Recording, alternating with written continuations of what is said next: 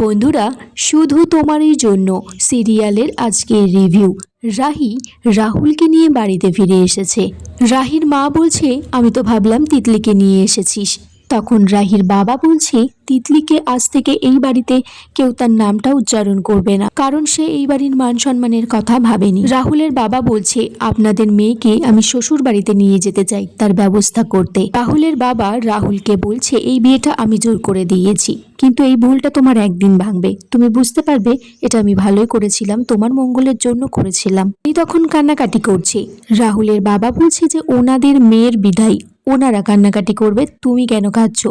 অনি বলছে, তুমি কবেই বা আমাদের অসুবিধা বুঝতে পেরেছো বাবা। রাহি তখন রাহুলের বাবা রাজীব রায় চৌধুরীকে বলছে যে আঙ্কেল, আমার একটা কথা বলার আছে, আমি এই বাড়িতেই থাকতে চাই। রাহুলের বাবা তখন রাহিকে বলছে, মা তুমি তোমার বাড়িতে চলো, আমি কথা দিচ্ছি তোমার কোনো অসম্মান হবে না ওই বাড়িতে। আমি আজকে ভেবেছিলাম সত্যিই মনে হয় আমার ছেলেকে হারিয়ে ফেলবো, কিন্তু তুমি আমার ছেলেকে ফিরিয়ে এনেছো। রাহি তখন বলছে, আমি তো প্রতিদিন ফিরিয়ে নিয়ে আসতে পারবো তার তো কোনো নিশ্চয়তা নেই আঙ্কেল, তাছাড়া এই সম্পর্কেরও কোনো ভবিষ্যৎ নেই।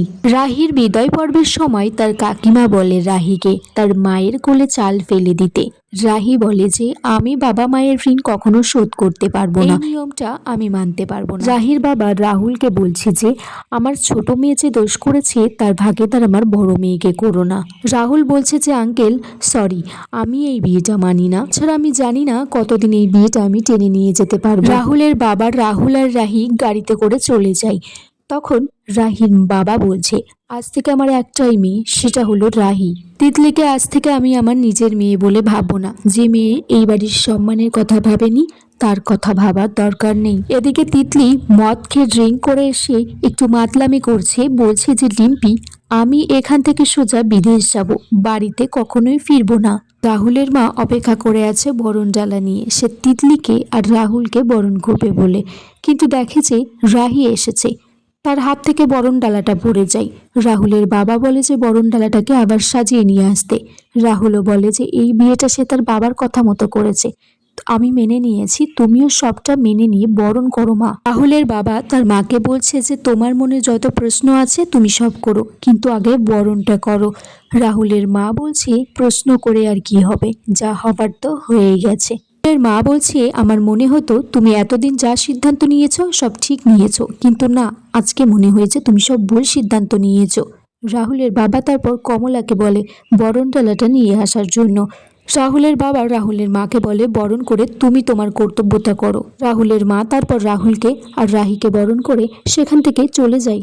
রাহুলের দাদু রাহুলকে বোঝাচ্ছে যে তোমার বাবা তো কখনো বিদেশ যাওয়া পছন্দ করতো না, কিন্তু তোমার ভালোর জন্য তো রাজি হয়ে গিয়েছিল, তোমাকে তো তিতলির সাথে বিয়ে দেবার জন্য, কিন্তু তিতলি মেয়েটাই তো তোমাকে বিয়ে না করেই মণ্ডপ থেকে পালিয়ে গেল। রাহুল বলছে, দাদু আমি ওটাই তো ভুল করেছি, তার শাস্তি এখন পাচ্ছি। বন্ধুরা, আগামী পর্বে দেখা যায় রাহুল রাহির হাতে ভাত কাপড়ের থালা তুলে দিচ্ছে, একইভাবে রাহিও রাহুলের হাতে তুলে দিচ্ছে।